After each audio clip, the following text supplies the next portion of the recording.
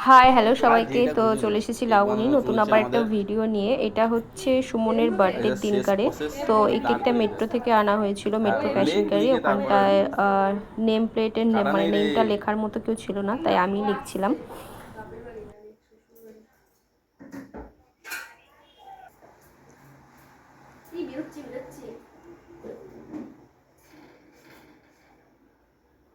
আরে তুই কর একসাথে অনেক দিয়ে দে। আরে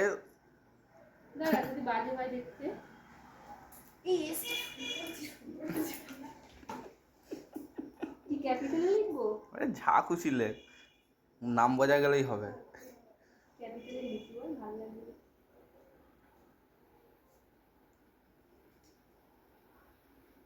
জায়গা দিতে পারবি তো? জায়গা শর্ট করে অনু প্লাটে দিয়ে দিবি ওর জায়গা।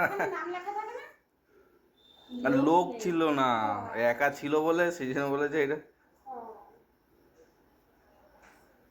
বাহ, এটার মনে হয় পোলিও পড়িনি।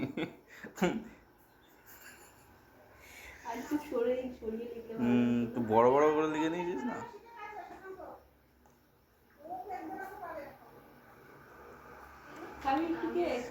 এ করবে না, কোথায় আর দিয়েছিস? তোদের সব নিজে নিজে খেয়ে নিয়েছিস।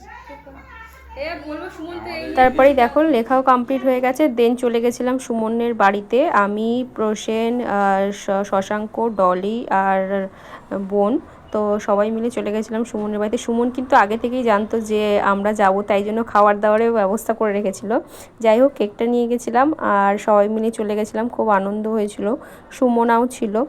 আর কেকটা এবার কাটিং হবে, তো রেডি হয়ে বসেছিল। দেন এই যে কেকটা কাটা হবে, তো ওর মাও চলে এসেছিলো, কাকিমাও চলে এসেছিলো। ওনার নিরামিষ ছিল ওই দিন, ওই জন্য আর কেক মুখে দেয়নি।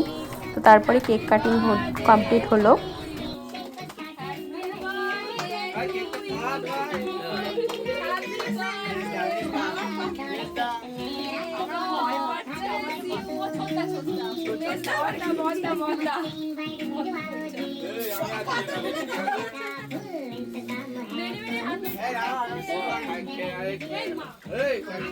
মা মা আগে মা।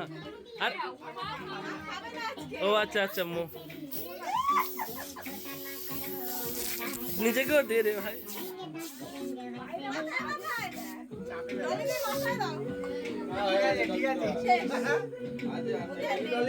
কিচ্ছু হয়নি, আর একটা নিয়ে ভালো হতো।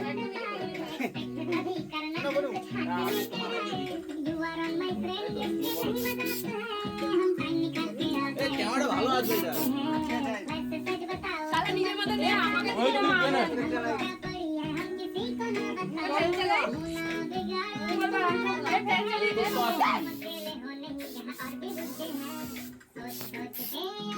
আছে।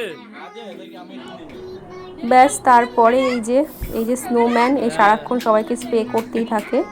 নিজের মুখে স্প্রে করেছে আর সবার মুখে ভর্তি করেছে। নিজে তো নিজেরটা করেছে, সাথে সবার মুখে ভর্তি করেছে।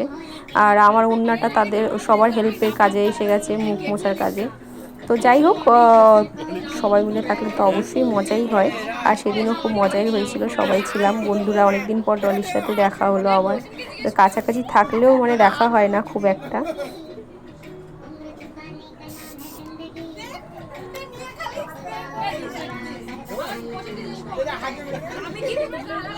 দেন ওই যে স্নোম্যানের স্নো শেষ হয়ে যাওয়ার পরে যেটা থাকে, কেক আছে, কেকটাই মাখামাখি করছিল। কেকটাকে নিয়ে যে যার মুখে পেরেছে ভর্তি করে মেখেছে, মানে মাখিয়েছে। এ ওকে মাখাচ্ছে, ও ওকে মাখাচ্ছে, এই করে করে ভর্তি করেছে। আর সব ভূত হয়ে গেছে। তো ফাইন, সব কিছুই খুব ভালো ছিল। আর একটা মান্থের মধ্যে কতজনের বার্থডে কেটে গেল। তো যাই হোক, তারপরে কেক কাটিংয়ের পরে ও আমাদের জন্য লুচি আর মাংস ব্যবস্থা করে রেখেছিলো। তো ওটাও আমরা খেয়ে দিয়ে তারপরে কিন্তু সবাই মিলে বাড়ি এসেছিলাম। তো একটু রাতও হয়ে গেছিলো যেতে যেতে।